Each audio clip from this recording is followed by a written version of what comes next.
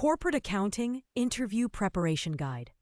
If you are preparing for corporate accounting, financial reporting, or controllership roles, this video is built exactly for you. We have created very comprehensive interview preparation material, specially designed for corporate accounting roles in large organizations and global companies, not just theory from textbooks. In this session, we go deep into how corporate accounting actually works in practice. From month-end close and reconciliations to revenue recognition, accruals, fixed assets, leases, cash flow statements, SOX controls, and audit readiness. You will learn how interviewers expect you to explain accounting judgments, controls, variance analysis, and financial statement linkages clearly, confidently, and step by step. Every question here reflects real corporate accounting interview scenarios, explained in a teacher-style, patient, and structured manner so you understand not just what to answer, but why. Do watch this video till the end. This level of preparation can genuinely set you apart in corporate accounting interviews. Walk me through the full month-end close process in a corporate accounting environment. Month-end close is a disciplined routine that ensures the financial statements are accurate and complete. It begins with cutoff procedures. You confirm all invoices, payroll, revenue entries, and cash transactions for the month have been recorded. Next, you prepare accruals for expenses and revenues earned but not yet paid or received. This aligns accounting with economic activity. Then, you perform reconciliations. Bank accounts, intercompany balances, fixed assets, prepaid accounts, and all balance sheet accounts must reconcile to supporting documents.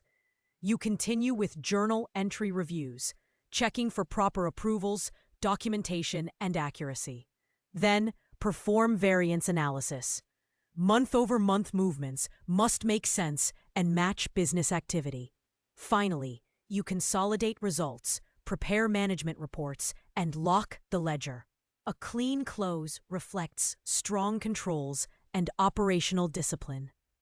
Explain the difference between accrual accounting and cash accounting, and provide examples of when each impacts financial reporting.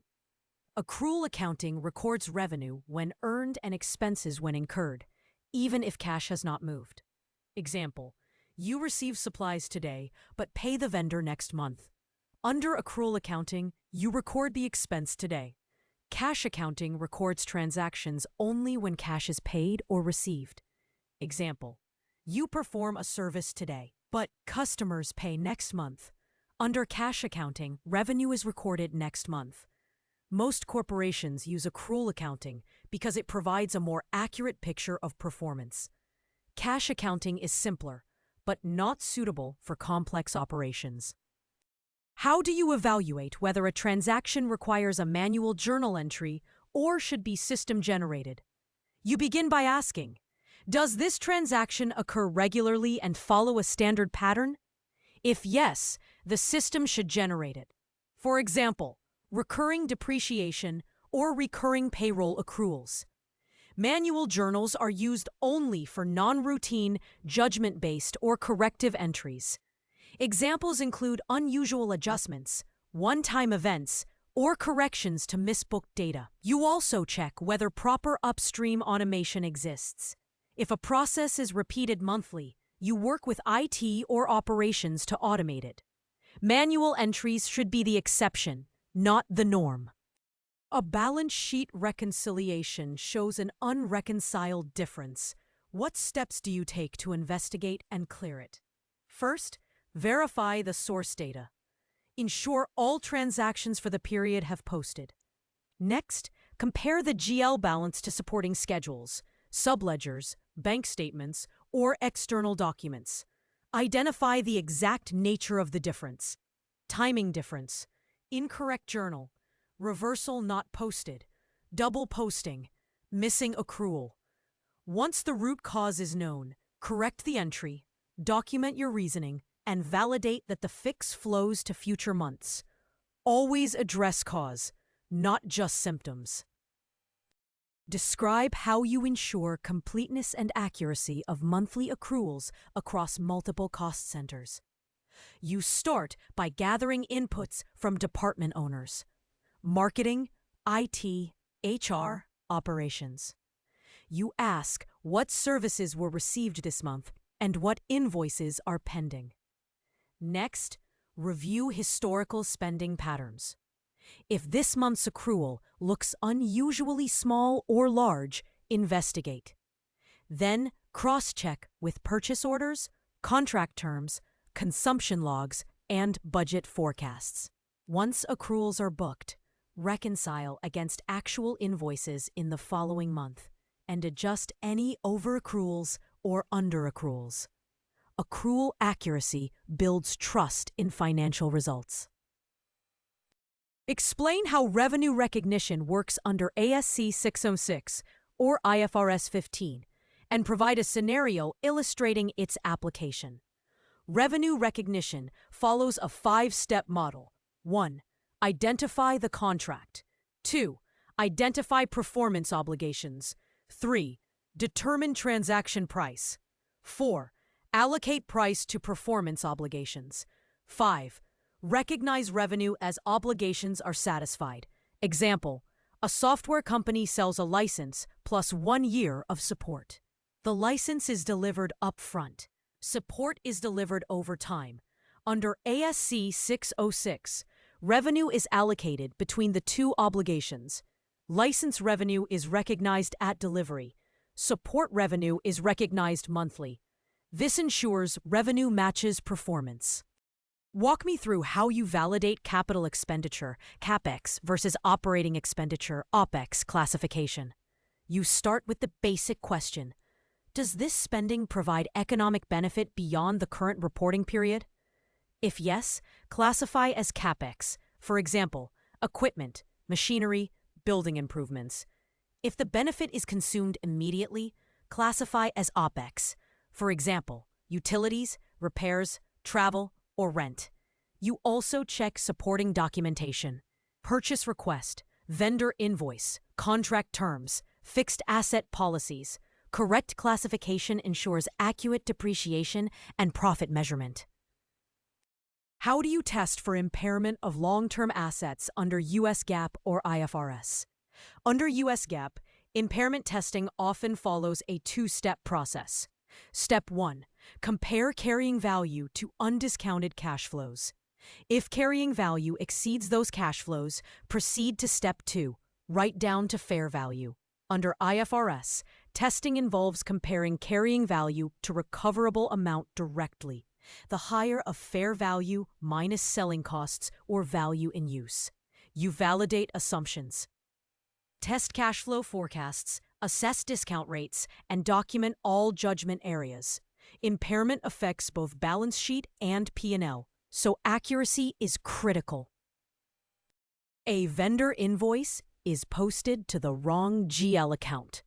Describe the correction process and controls to prevent recurrence. First, confirm the correct account classification: OpEx, CapEx, Prepaid, or COGS. Next, reverse the incorrect posting with a correcting journal entry and rebook to the proper account. Then, identify the cause. Was it human error? A mapping issue? Incorrect vendor setup? Prevent recurrence by updating vendor templates, improving training, or refining approval workflows. Every error should strengthen controls. Explain how you reconcile intercompany balances and resolve mismatches between entities. You compare your entities due to with the counterparties due from. If balances differ, review. Timing differences, FX rates, missing invoices, misbooked settlements, incorrect interest calculations. Use an intercompany confirmation process where both entities sign off on balances.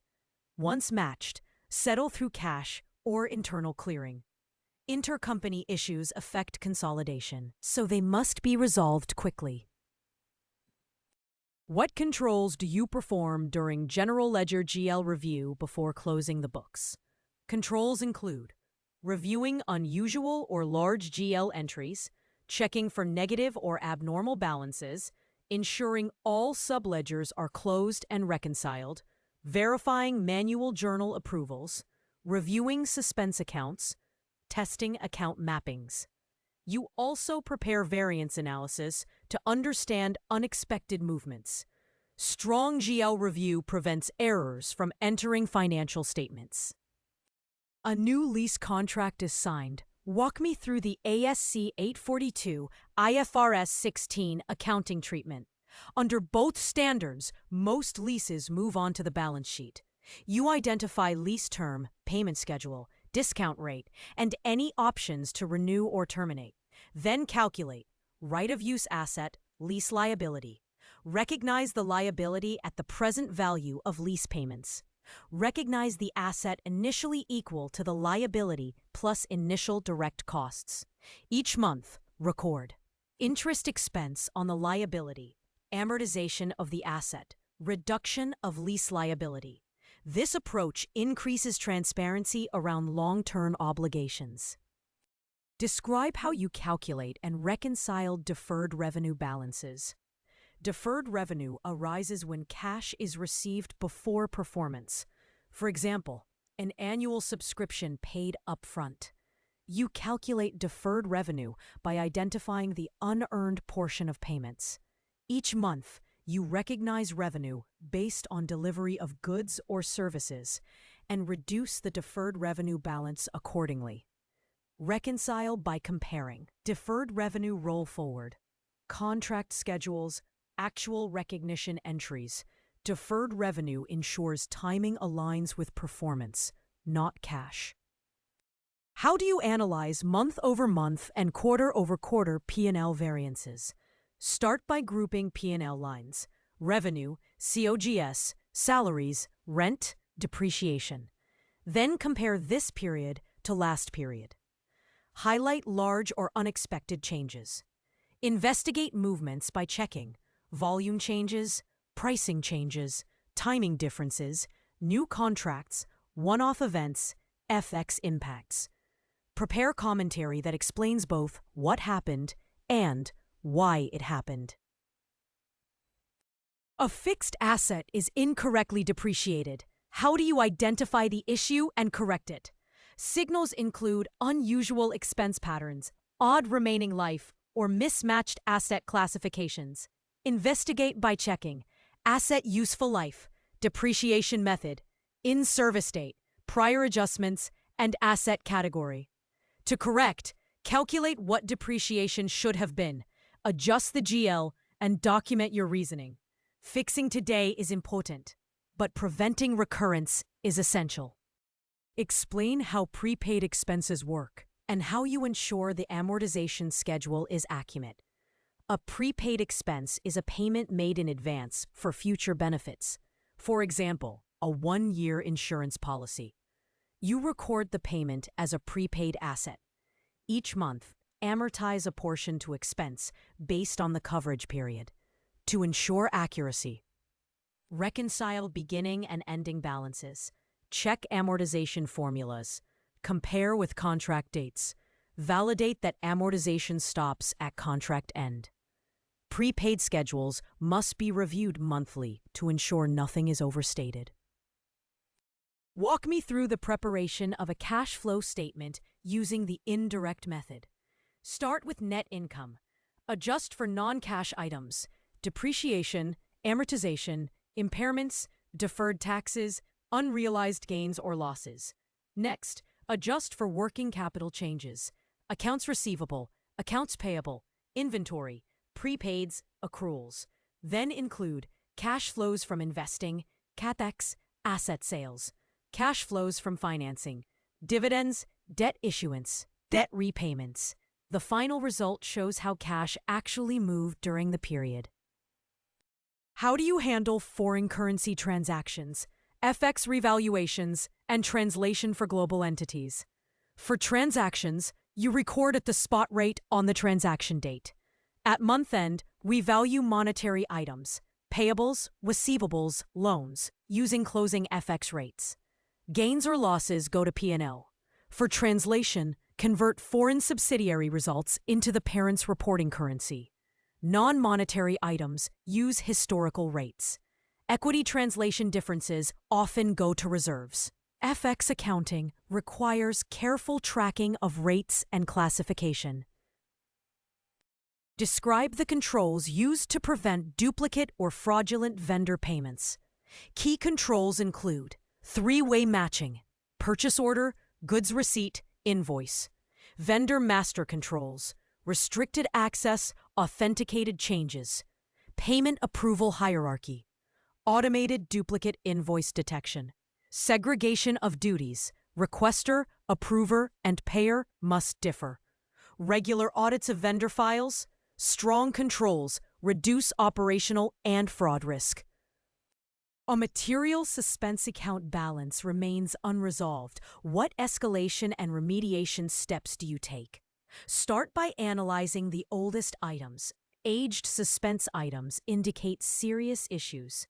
Classify items by type: cash, payroll, vendor, intercompany, system postings. Investigate each item with responsible teams: operations, AP, AR, treasury. If material or overaged, escalate to management and document risks. Remediation includes correcting mappings, improving workflows, or enhancing system validations. Suspense accounts should contain only temporary items, never long-term balances. Explain how you validate payroll journal entries, including taxes, benefits, and accruals. Start by confirming that payroll data matches approved payroll reports, salaries, overtime, bonuses, and commissions. Next, validate statutory deductions. This includes income tax, retirement contributions, medical benefits, and employer taxes. Each line must tie to calculations from HR or the payroll provider. Then check accruals for earned but unpaid wages. For example, if the month ends midweek, accrue wages for the remaining days. Finally, ensure payroll postings reconcile to bank payments and that any payroll clearing accounts are zeroed out. Payroll is often one of the largest expenses, so precision is essential. How do you review and reconcile bank accounts, and what common issues do you look for? You begin with a bank reconciliation, matching GL cash balances with bank statements. Key checks include deposits in transit, outstanding checks, bank fees, interest income, foreign exchange impacts, duplicate postings, fraudulent or unauthorized transactions. You investigate differences by tracing each unreconciled item back to supporting documents. Accurate cash reconciliation ensures liquidity figures are reliable and reduces audit risk. Describe how you ensure SOX compliance for key financial reporting controls. SOX compliance requires that controls are well-designed, documented, and tested.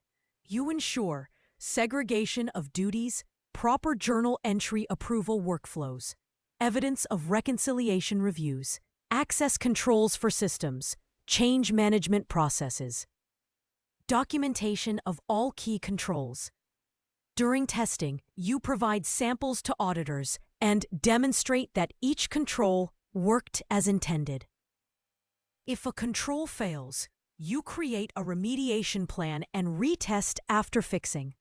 SOX protects financial integrity, so consistency matters. A system migration is occurring. What accounting checks must be performed before and after go-live? Before go-live, perform data mapping validation, parallel runs comparing old and new systems, testing of journal posting interfaces, checking chart of accounts consistency, migration dry runs of opening balances. After go-live, confirm opening balances match exactly, subledgers reconcile to the GL, no duplicated or missing transactions, approval workflows operate correctly, exception reports are reviewed and cleared. System migrations carry high financial risk, so your controls must be thorough and documented. How do you determine whether an expense should be capitalized or expensed immediately? Ask one core question. Does this cost create future economic benefit beyond the current period? If yes, capitalize it. Examples include equipment purchases, software development, and major upgrades. If not, expense immediately. Examples include repairs, routine maintenance, office supplies, or travel. You also review accounting policies, contract terms, and whether the expenditure extends asset life or capacity. Misclassification distorts profit and must be avoided. Explain the accounting for inventory under FIFO, LIFO, and weighted average cost methods. FIFO, first in, first out. Oldest items are sold first. Ending inventory reflects recent costs. LIFO, last in, first out. Newest items are sold first. Ending inventory reflects older costs. LIFO is allowed in US GAAP, but not under IFRS. Weighted average cost. Inventory cost is averaged across all units. Smooths price fluctuations. Your method affects gross margin, tax expense, and financial reporting. And inventory valuation, especially in volatile cost environments. Describe how you analyze and reconcile accounts related to equity, such as retained earnings or share-based compensation. For retained earnings, reconcile opening balance, net income, dividends, prior period adjustments, other comprehensive income. For share-based compensation, check grant date fair value, vesting schedules, forfeitures, expense recognition under ASC 718 or IFRS 2. Tie these amounts to payroll journals, stock plan systems, and equity roll-forward schedules. Equity accounts require strong documentation because they influence solvency and investor reporting. A subsidiary submits late or incomplete financial data. How do you ensure timely and accurate consolidation? You begin by contacting the subsidiary and requesting missing data urgently. Clarify close deadlines and escalate to regional controllers if delays persist. For incomplete submissions, review prior periods, budgeted amounts, or operational metrics to estimate temporary placeholders if needed. But clearly label them as estimates. Perform extra validations once final data arrives. Document late submissions, assess root causes, and update the close calendar or training to prevent repeats. Explain how you prepare audit schedules and support external auditors during year-end reporting. Audit schedules must be accurate, well-organized, supported by evidence. You prepare roll forwards for key accounts, reconciliations, supporting documents for large transactions, analyses explaining unusual movements, accounting policy references. During the audit, answer questions clearly. Provide requested evidence promptly, and maintain version control for all files. Transparency and organization improve audit efficiency. How do you handle correcting journal entries discovered after the books have closed? First, determine materiality. Is the error large enough to impact financial statements or decisions? If material, reopen the ledger or restate, depending on company policy and timing. If immaterial, record a correcting journal in the next period with full documentation. You also assess whether the error indicates a control failure. If yes, you initiate remediation. Accuracy and transparency guide the decision. Walk me through the accounting for pension or post-retirement benefit plans. Pension accounting involves recognizing service cost, interest cost, expected return on plan assets, amortization of actuarial gains or losses, contributions and payments. The net funded status, surplus or deficit, appears on the balance sheet. Under IFRS, some remeasurement items go to equity. Under US GAAP, more smoothing mechanisms exist. You validate assumptions such as discount rates, mortality tables, and expected asset returns. A large, unexpected fluctuation appears in SG&A expenses. How do you investigate and validate it? Start with variance analysis by subaccount. Salaries, travel, marketing, legal costs. Identify which component created the spike. Check for new contracts, accrual reversals, one-time restructuring expenses, misbooked vendor invoices, duplicate entries, FX impacts. Speak with cost center owners to confirm operational drivers. If the fluctuation lacks a business reason, investigate further for errors or fraud. Describe the accounting treatment for asset disposals, including gains and losses. When an asset is sold or scrapped, remove both the asset's carrying value and its accumulated depreciation from the ledger. Compare the asset's net book value to proceeds received. If proceeds exceed net book value, recognize a gain. If proceeds are lower, recognize a loss. Record any disposal costs and ensure supporting documentation exists. Asset disposals affect both P&L and cash flow, so accuracy is essential. How do you ensure accuracy of tax provisioning and coordination with the tax department? Begin with pre-tax income and adjust for permanent differences, temporary differences, prior year adjustments, local tax rules. Coordinate with tax specialists to confirm effective tax rates, deferred tax movements, and uncertain tax positions. Reconcile tax provision to tax returns and statutory filings. Tax is complex, so communication between accounting and tax teams must be constant and clear. Explain what a trial balance is and how you validate its completeness before reporting. A trial balance lists all accounts and their debit or credit balances. It must balance. Total debits equal total credits. To validate completeness, confirm all subledgers are closed. Ensure no suspense accounts contain large balances. Review unusual or negative balances. Check for missing accounts. Compare against prior periods. A clean trial balance builds confidence in the financial statements. Walk me through the difference between statutory reporting and management reporting. Statutory reporting follows external rules, US GAAP, IFRS, or local standards. It is audited and submitted to regulators. Management reporting provides internal insights, budgets, forecasts, KPIs, operational metrics. It focuses on business decision-making, not compliance. Statutory reporting prioritizes accuracy and consistency. Management reporting prioritizes relevance and speed. How do you ensure accurate consolidation adjustments for minority interest, goodwill, and eliminations? For minority interest, calculate the portion of net income and equity that belongs to non-controlling shareholders. For goodwill, ensure correct initial calculation and test for impairment annually. For eliminations, remove intercompany sales, profit, dividends, and loans to prevent double counting. Reconcile subsidiary submission packs and consolidation journals with group standards.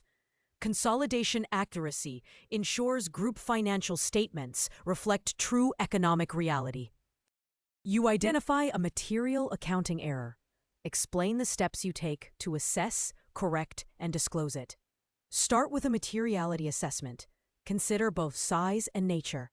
Then, investigate root cause, misclassification, incorrect assumptions, system error, or breakdown in controls. Next, determine correction method. Current period adjustment, prior period adjustment, full restatement if required.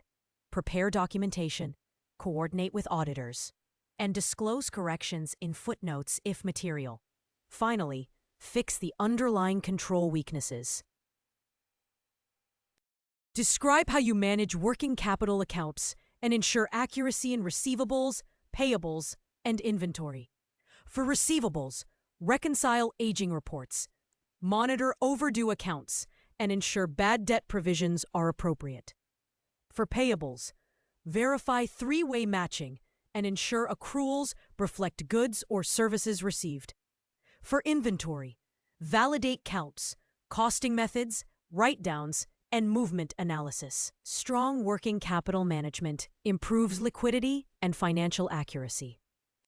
Explain how you communicate financial results to senior leadership and prepare supporting commentary. Keep communication clear, concise, and business-focused. Start with headline results: revenue, gross margin, operating income, net income. Then explain key drivers: volume and pricing changes, cost movements, FX effects, one-off items, variance versus budget or forecast. Use simple language, short sentences, and charts when helpful. Your goal is to translate accounting results into insights leadership can act on. Corporate accounting is not just about booking entries. It is about accuracy, discipline, and trust in financial reporting. This was a complete end-to-end interview preparation guide created specifically for corporate accounting and controllership roles. If you followed this entire video, you now understand how a clean close is achieved, how judgments are applied, how controls protect financial statements, and how accountants explain numbers to management and auditors. Rewatch key questions, pause, and practice explaining them out loud, because clarity, structure, and control awareness are exactly what interviewers look for. For more deep, role-specific interview preparation across accounting, controllership, and finance careers, stay connected. And once again, do watch, revise, and master this material.